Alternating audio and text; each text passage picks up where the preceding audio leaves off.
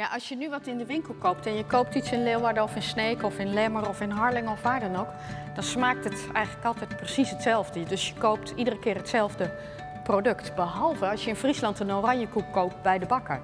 Want iedere bakker bakt zijn eigen oranjekoek. En het leuke van wat we hier zien, is dat dat een project is over die oranje koeken. En dat is van Trientje Nauta en Marijke de Ruiter. Die hebben dit bedacht.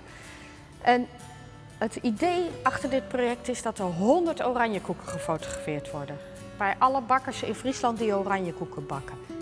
Omdat het er straks 100 worden, krijg je iets heel geks. Je kunt eigenlijk net als bij tegeltjes of alleen naar die foto kijken en je daar helemaal in verliezen. In al die kleurtjes en die smaken en in de compositie.